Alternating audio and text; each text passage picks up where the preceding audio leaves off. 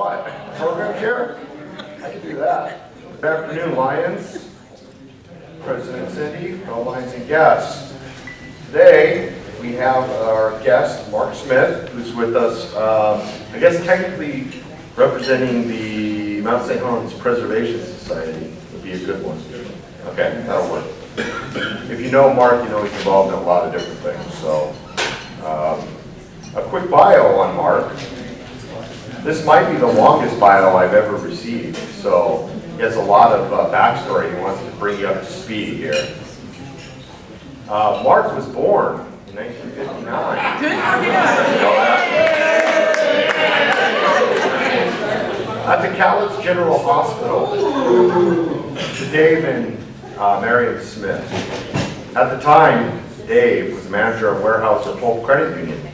The Smith family purchased Spirit Lake Lodge in 1973 and operated it continuously until the 1980 eruption. Always active, Mark was a member of the local 4-H club, served as student body president in junior and senior high, and graduated from Castle Rock High School in 1977.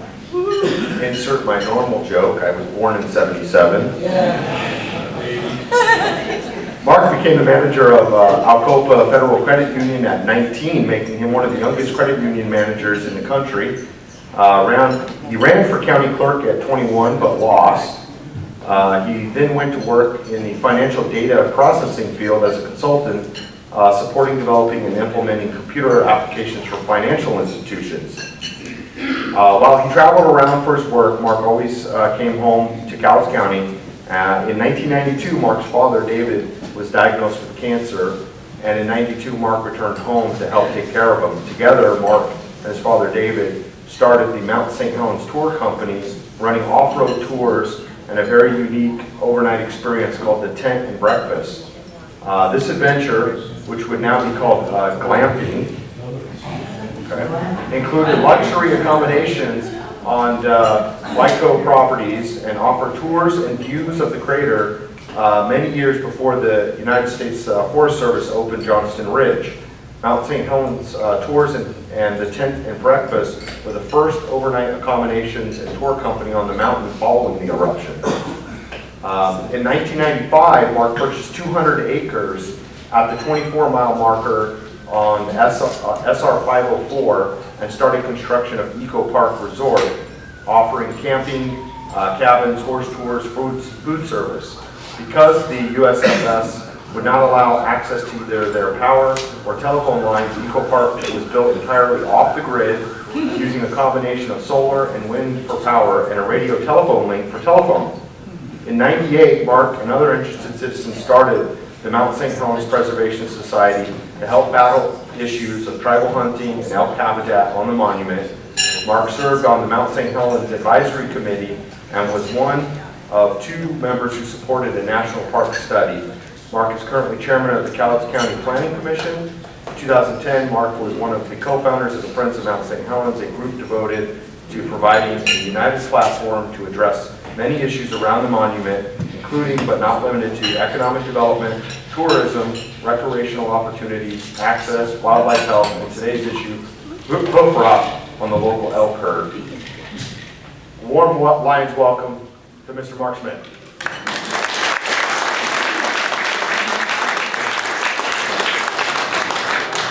Thank you, Keith. I didn't know I was that busy until I sat down and started reading that thing. Time really flies when you're having fun. Today, I really appreciate the opportunity. I'd like to thank your organization, the Pioneer Lions, for the opportunity to speak to you today about a subject that is very important. And I wanted to hit with you first as kind of why we should care. I don't know how many of you get the chance to go out and recreate around the mountain and see the wildlife and habitat that we have in this beautiful resource. And if you notice just in the last few years that this beautiful resource of elk are now starting to limp. And they're starting to come down with a disease known as hoof rot, which is something that we've pretty much eradicated in domestic cattle. And it's not that difficult a disease to treat. But the elk started experiencing this back in 1995. There was one game management unit in the state in one county that had a few animals. under the management of the Department of Fish and Wildlife, who's charged with taking care of our wildlife. Today, it's nice to report to you that we have 21 game units that have hoof rot and over 10 counties. In 18 years of managing it, it seems to be growing very well. This is a problem when you consider the disease. I wanted to bring slides for you today, but I was nervous to do so because Keith told me this was a luncheon group. Because I don't know if you've ever had the opportunity to see what an animal looks like that is infected with this disease. Of course, hoof rot means that it does start in the hoof, where the animal has to have some kind of lesion or damage to the hoof so that the bacteria will go in. After it goes into the hoof starts to rot, just like the name says, hoof rot. Then it starts to get so painful the animal will not walk or step on its foot anymore, so it starts to carry it. In doing that, the limb that's not being used, which is primarily always in the back of the animal, starts to deteriorate, losing its muscular abilities to perform and to walk. So the animals are pretty sick. It's not a real fun disease either because it's very painful, and it can take up to 2 years to kill an animal. So it's not something that's really fun to see out in the wildlife. The other neat thing about hoof rot is that when you're a hunter and you're going out to pursue an elk, when you get the opportunity every 2 to 3 weeks, a year, to save up your money, buy your hunting license, figure out your tags, figure out what area you can put in for permits, and then you're lucky enough to be drawn, you have the opportunity to go out and harvest one of these beautiful animals. Only to find out after you've let that trigger go and you walk up on it, excited, to say, what is that smell? Because hoof rot smells. And suddenly you find that the back of this animal has hoof rot. And now you wonder why you shot it. If you're a hunter, you might have thoughts that you shot a crippled animal. If you don't care, you thought, well, you're taking care of one that was sick. But the next question comes to mind is that you're going to eat this animal. And it doesn't sound very desirable to do at the time. This year, I had 5 elk that were harvested at my park. I had one gentleman that was 82 years old that got his special tag for Mount St. Helens, bull tag. At 82, he's a pretty good hunter, pretty ornery character.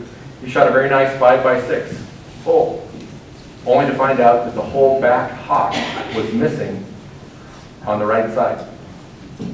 He had never seen anything like that before. He lived in Olympia.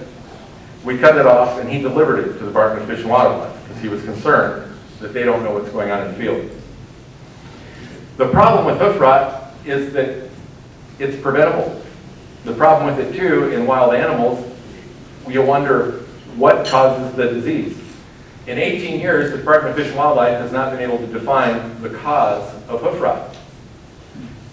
If you were working somewhere for 18 years and couldn't find the cause of something that is pretty much eradicated in domestic animals and it's been around, I would be concerned about their methods. When I started researching about hoof rot, it started out pretty easy because there's so much documentation dating back to 1938. We had wild elk in the Olympic Mountains in the 1950s that have hoof rot.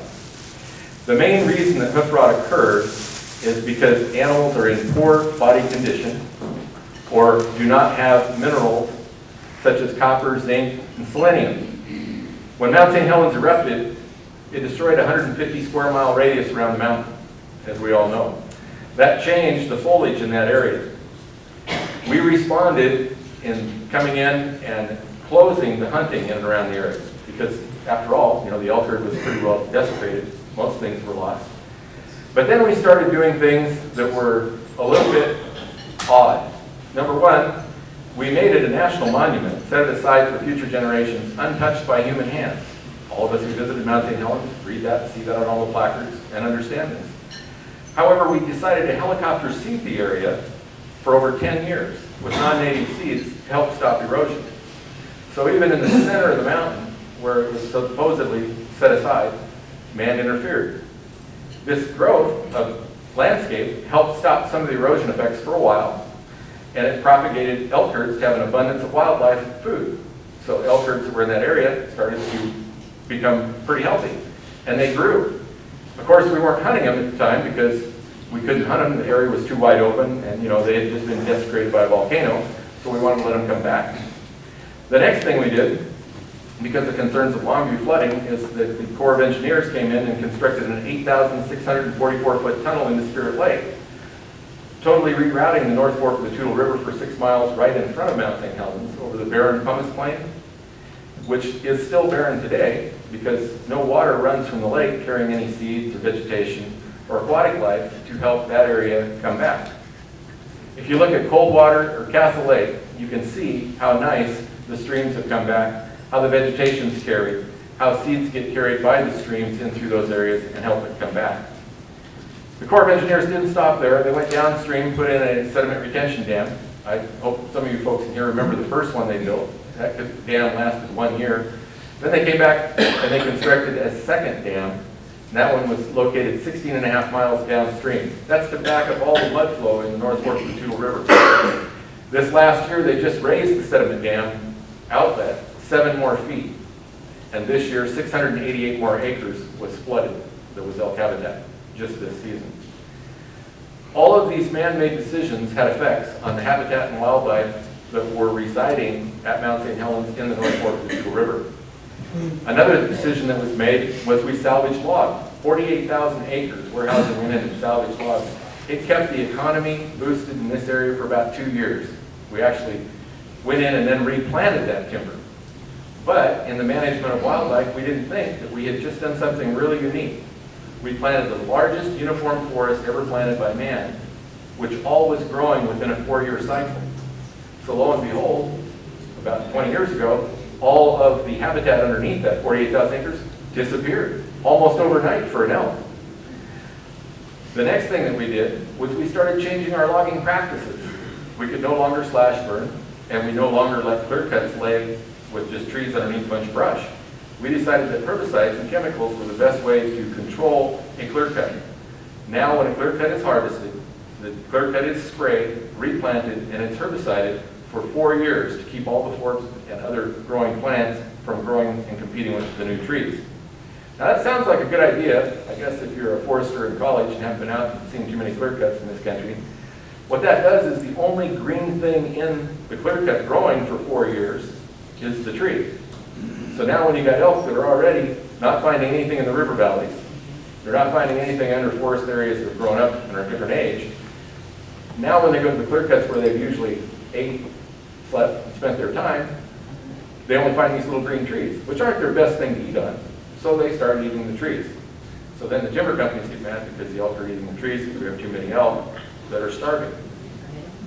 So today, what we're running into is a problem with hoof rot. Hoof rot is a disease that is caused by poor body conditions in animals. Animals that are sick, animals that are low in weight and body fat are susceptible to this disease. It's like carrying it around with you and it's triggered when that particular time hits. Now in 1995, we started to see a lot of these development changes going on at Mount St. Helens. In 1998, I was involved in elk captures. The Nooksack Indians came down. I don't know if any of you remember the hunting that we used to have, tribal hunting along the highways. They came down because they were trying to get seeded areas in the Nooksack Valley to have more elk. So they came to St. Helens to take them. It seemed like a good thing because we had an overpopulation of elk. I mean, how many of you remember going up and seeing thousands of elk? You know, it's nothing to see a herd of 100, to see 50 bulls together. They came down and started capturing. The captures went with the Department of Fish and Wildlife's blessing. We got 100 elk into a chute. We're loading them up. We're going to select 50 to take up. But there was a family here named the Cooks. And the Cooks family is from Oregon. And they're an elk biologist, husband and wife team. They do great studies of animals and wildlife. And they started noticing something. They started noticing that the fat content on these elk that we were capturing and analyzing was really, really low. And this was questionable because this was October. And these elk should be in like a fat content of about 90%, at least 85%, because what an elk does, elk's lives are kind of interesting. They go into the woods, you know, they're born, they eat all summer trying to gain all kinds of weight, and then they go into starvation through the winter until spring comes and everything greens up. So it's really critical that they have a high fat content going into winter, at least 80% or above. Most of the elk in this study were in the 68 to 80%, and that was in October. I was told the Department of Fish and Wildlife in 1998. The department said thank you, and they took that information. In 2006, or 98, if you remember that winter, I don't know how many of you were here at that time, but you look like most of you. That was when the big die-off occurred. And the department reported 86 elk dying on the mud flows from winter kill. That was just on the mud flow flat. The main reason they were dying, again, was starvation. We had too many elk. The game department increased tags. Okay? That seems like a logical step because, if you have too many of something, you increase the number of tags that you need for hunting. Up to 2000, coming up a few more years, we had another winter die-off. Again, we lost about 15% of the elk herd, showing we hadn't made a lot of progress. So now, instead of increasing the tags that we did, we increased to over 2,000 tags just last year. Now we're moving in the right direction, but what do you think happens when you have a sick herd that's crippled? And by the way, their study says that about 55% of these elk in southwest Washington are affected by hoof rot. So over half of the herd. So now you have a sick herd, half of them crippled, and you open up 2,000 tags to hunt them because you're trying to reduce the population. And also, Department of Fish and Wildlife in our state has done something else with our hunting seasons. They now allow people to hunt starting in September all the way to January. So another factor on sick animals that continues to make them sick is stress. Now, how stressed would you feel if you were a sick elk in an area and you're getting chased by a bow and arrow in September, a muzzleloader in October, a modern firearm in November, an arrow again in January, and also muzzleloader? The highest number of hunting days in history is going on right now for our state. It's incredible. We have 157,000 hunter days that go on in South Africa. Now, the elk herds that we had after the eruption and through the 90s appeared to be able to sustain this. We went out, we hunted hard, we found big animals. We thought it was a good thing, we're shooting nice large bulls. And it was fun for hunters. I'm a hunter, I enjoy it. But today, when you go out to elk hunt, you don't see the large bulls anymore. You see raghorn, you see deformed antlers, and we also have another problem. We have bulls to cow ratios. I don't know how many of you are farmers, but we have usually 3-to-1 bull to cow ratio in the Mount Margaret area, and the Toutle, and the Winston. Now, if you're a farmer, you usually want a 10-to-1 cow to bull ratio, because when you have 3-to-1, another funny thing happens that contributes to the disease of a herd is you have a thing called line breeding, where your genetics don't become as stable and as large because these smaller animals start mating with their brothers, their sisters, and you start getting smaller elk. And also the disease continues to be passed from one to the other. The tough part about all this is it's pretty easy to manage if you manage the herd. In 1994, another factor hit. The Department of Fish and Wildlife became the Department of Fish and Wildlife. It used to be the Department of Game and the Department of Fish. We merged them to make a more productive state, to take care of our resource. I don't know about you, but seeing how these elk are in poor shape, one of the poorest condition herds we've had, and seeing the number of salmon and steelhead that we have lurking in the rivers, I don't think the Department of Fish and Wildlife's merger has been as productive as they had hoped. The real tough thing is that for the last 16 years, 9 of them, I've been feeding elk up on my property because I believe these elk are not in good shape. I believe that the habitat has been manipulated up there to allow the herd size to overgrow, not be managed, and now we're in a problem. And since I moved in on them, I felt kind of obligated that I needed to do something. So I've been feeding alfalfa, high protein. The idea of that is to give the elk that do come into my area a chance to have a little higher body content, fat, protein, and get through the winter. Now this isn't a unique idea because how many of you have visited the Oak Ridge feeding station on the east side of the mountains? It's on Highway 12. We feed elk where there is a need. Throughout the country, they feed wild animals where there is a need. We fed elk 1 year at Mount St. Helens and then discontinued the program. The toughest part that we have is coming up with a solution in time. This has grown in 18 years to over 10 counties. It's now been noticed at the Oak Ridge feeding station. Hoof rot continues to grow at a very rapid rate. What we're hoping, getting out and talking to you folks today, and I don't know how many of you are hunters, I don't know how many of you like to see elk, I don't know how many of you take your friends to visit and look at them, but I would hope that even if you don't care at all about wildlife, you care and are compassionate to animals. And if you could imagine for a moment seeing an animal crippled, pursued, starved, and not taken care of today, we have a problem.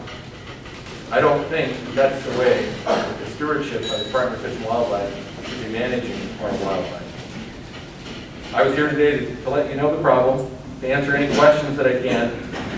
I brought information so you can get online and look at the websites. The Department of Wildlife is doing something. Since we started our approach this last month, there now is a website that you can go on and identify where you see elk with hoof rot. Pretty good deal for them. They can start tracking it. They also want you to report incidents of hoof rot. That website just came up this month. But the question I have is, in 18 years, why didn't they have that website up for the end of hunting season while all these gentlemen are out harvesting these elk that are affected so they could be reporting it? Now they have to go back after the fact. We are making progress, but I'm hoping that I can convince you, especially since you are Lions and you are concerned with the community, the surrounding environment, and the lives of the people and animals in this area, to call and contact your legislators, to inquire, to get involved before it's too late. The elk herds in this area grew really rapid after the eruption of Mount St. Helens, but they are in sad shape today, as are other wildlife.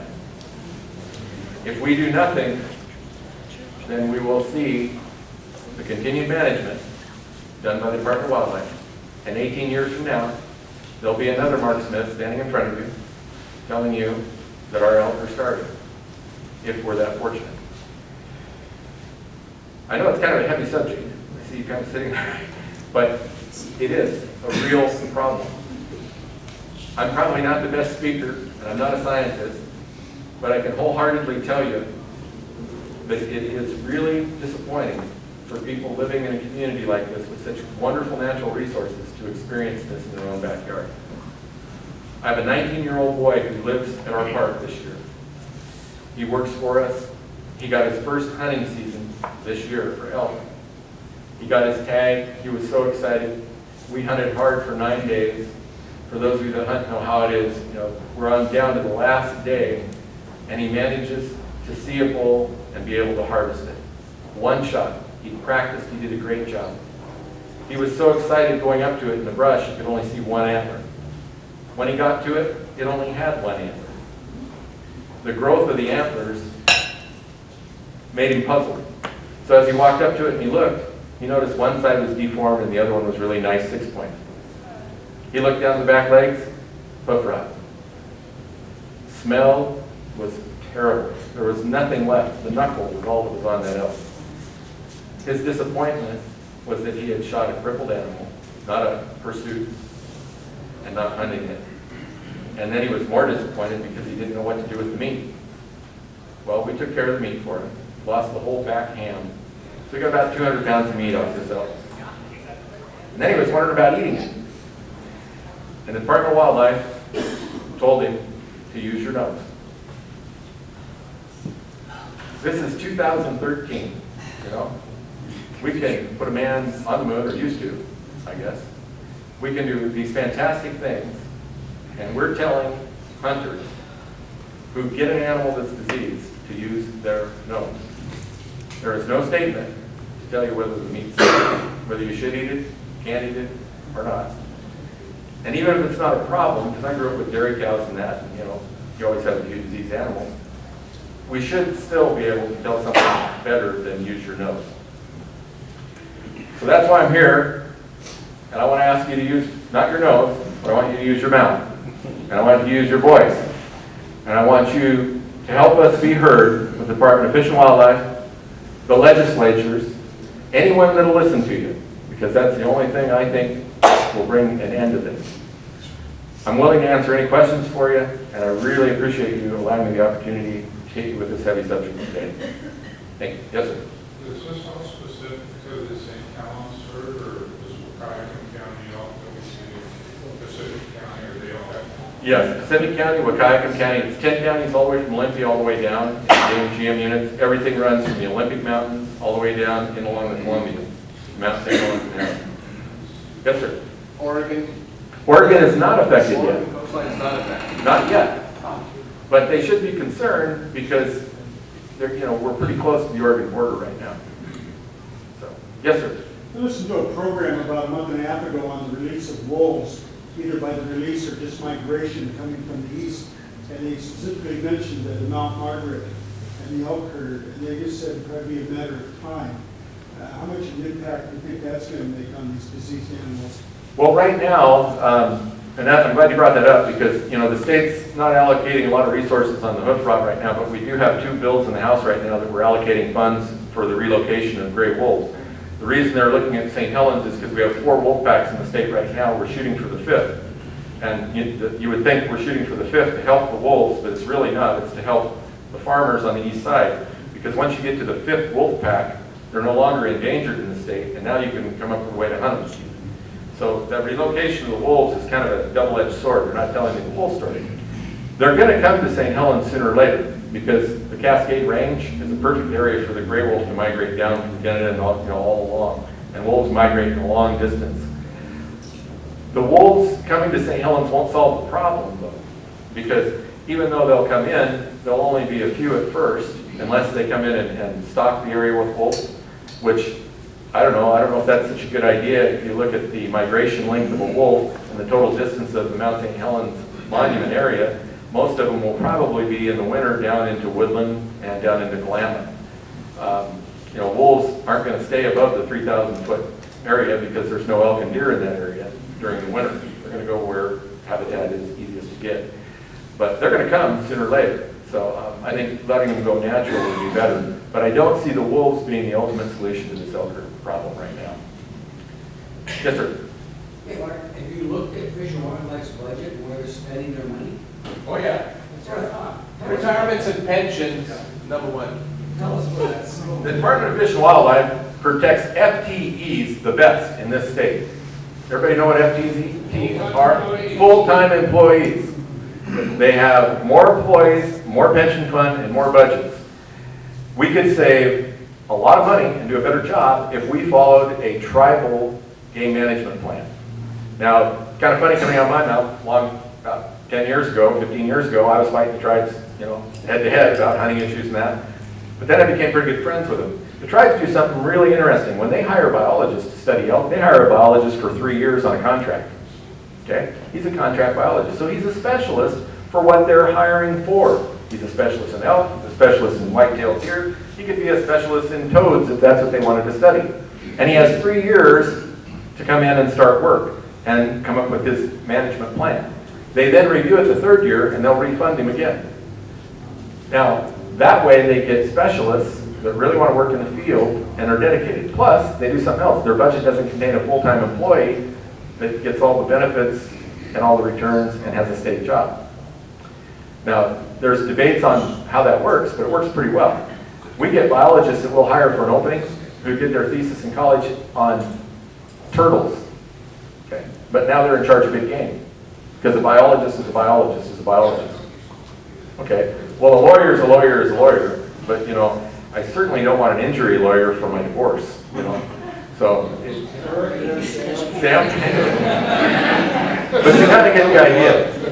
The other thing that this state did in that 94 merger is when the game department is operated by a game commission that is supported by the governor, their agenda and their meeting items every month contain 25 to 26 items. Out of those 25 to 26 items, 24 to 23 of them are fish related. Because fish is one of the biggest industries we have. We're coastal, we've got all these tributary streams, salmon and that. So it's a very important subject. But since that merger, our wildlife management has taken a second seat. So that's kind of it. How much is their budget? I don't have the budget figure for this year. I'm sorry. I would leave that to you. You probably are aware of that at this I time. don't know the number, but it was Yeah. pretty big when, in 95 it was pretty big. Oh, yeah, yeah. So this is 2013, so it's. It's only bigger. Yeah. Probably triple. Yeah, they have it's not a money problem, the way I see it, it's allocation of resources. And, you know, when you're looking at the, again, Game Commission's agenda, which I look at pretty regularly, and I see, wow, there's falcon hunting on the agenda again this month. And falcon hunting was on last month and the month before. How many of you own a falcon? How many of you know somebody who's a falcon hunter? I had a 63 Ford.